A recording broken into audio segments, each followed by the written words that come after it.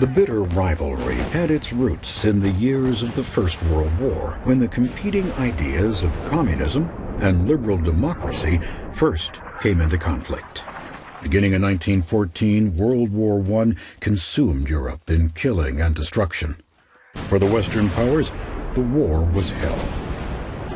For the Russian army, it was pure hell, 20 times over. Sent to fight without food, without ammunition, sometimes even without weapons, the demoralized soldiers were a human sacrifice to the war gods, offered up by a corrupt imperialist ruler, Russia's Tsar Nicholas II. At home, the Tsar urged his subjects to work harder, eat less, support the doomed war effort. By 1917, the Russian people were tired of the war, tired of starving, and tired of their Tsar. In February of that year, a public demonstration for a higher bread ration escalated into a popular rebellion. Tsar Nicholas was overthrown and imprisoned. A new government came to power.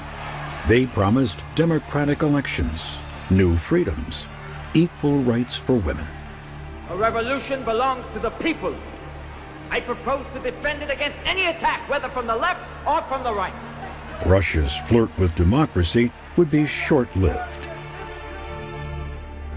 In Switzerland, an exiled Russian named Vladimir Lenin was planning his own revolution, based on the writings of the German philosopher Karl Marx.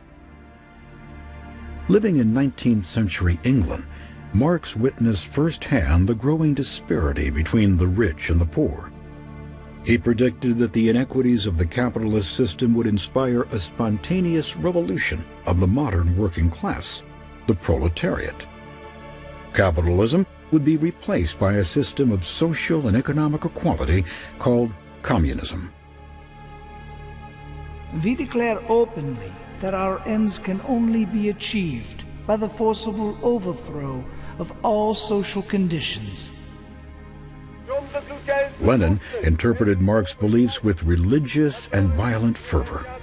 He returned to Russia to lead a group called the Bolsheviks and condemn the new government. They imagine that serious political questions are decided by voting. As a matter of fact, they are decided by class war.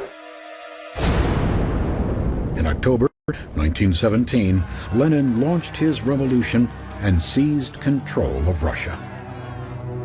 He and his band of comrades then set about establishing their workers' paradise, the modern Soviet socialist state. Bank accounts and personal property were confiscated. Private fields became collectivized farms. Stores and businesses were surrendered to the state. Lenin was intolerant of dissent and totally ruthless. Arrest without charge, imprisonment without trial, disappearance without explanation. All became routine. In the United States, President Woodrow Wilson followed events in Russia with growing unease. He had committed his nation to World War I in order that the world be made safe for democracy. In his 14 points address to Congress, he outlined how to achieve his lofty goals based on principles of national self-determination, free trade, and international cooperation. But the president's vision for the future did not include the Bolsheviks. Instead, when civil war broke out in Russia in 1919, Wilson sent troops to fight against Lenin's government. And in England, a young Winston Churchill urged swift action. Before the House of Commons, he declared, "We must strangle the infant Bolshevism in the cradle." Such rhetoric convinced Lenin and his comrades, including Joseph Stalin, that the West would stop at nothing to destroy their communist dream.